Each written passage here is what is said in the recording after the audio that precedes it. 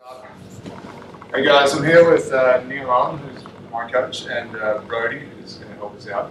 Recently when I was teaching around the top bit of Australia, I was showing a lot of stuff from after you pass the guard. So what I've done there is, if I just grab you on for a second, everyone's got loads of fancy guard passes these days. Everybody's coming in nice and easy, slow as one, and they get into a position where they pass. So they get sort of to this position, and all too quickly they start to run to the head. But of course we just changed the position around.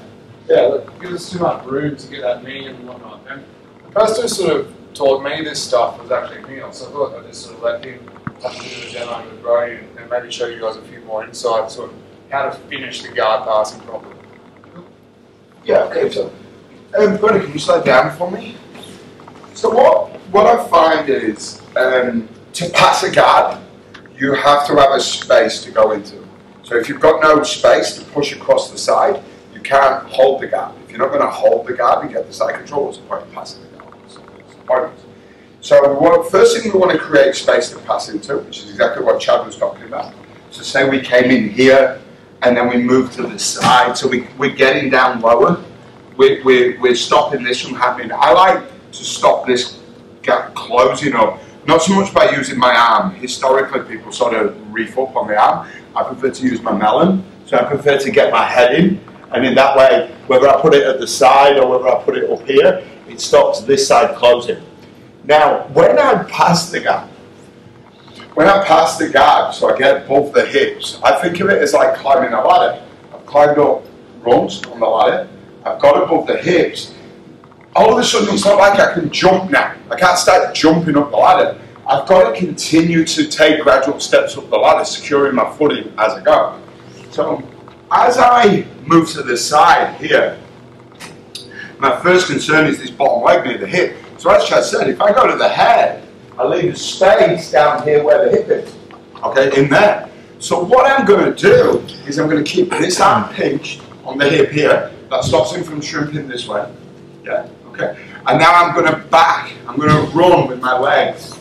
And I'm looking, you just turn around for me, bro. I'm looking to get this knee in the gate. Compress this hip, so my hip's attached to his hip at this side. My elbow's attached, and this arm just tucks in because I don't want no kimuras. Yeah, and I pinch the two items together. They're inverted, like they're the opposites of each other. So with that, what you're doing there with the elbow, that means that at the very start of the pass, would I be right in saying there's less need to go all the way in for a big flat unhook? 100%, because if you go all the way in, you leave the item what you're supposed to be controlling. Sure. So it's like jumping up 2 steps on the ladder.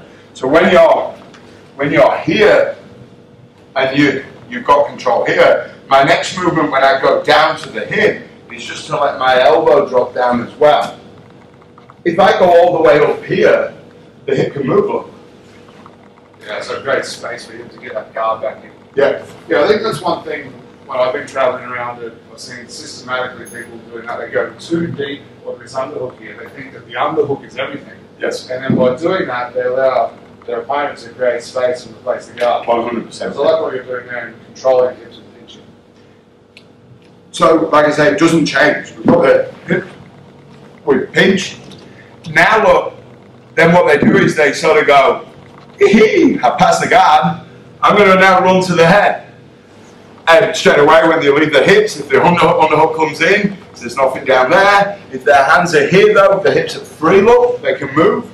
So, I can't move to this part leaving the hips until these are under control.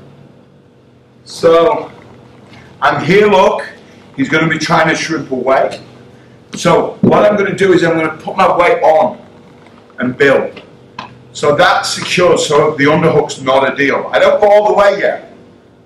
Just here, look, a little bit.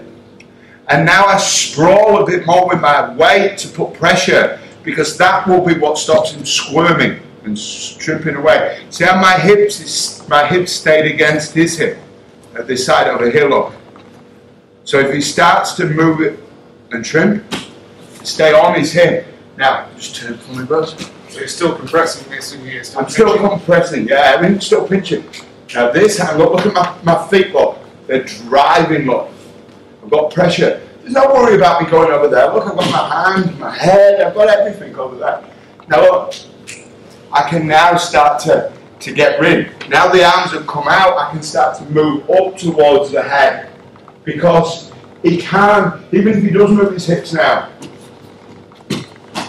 there's now compression here. There's no space for underhooks as the hands are not in. So, I call them zones. When you're passing guard, you're going like 3, 2, 1. You pass the hips, and then it's 3, 2, 1.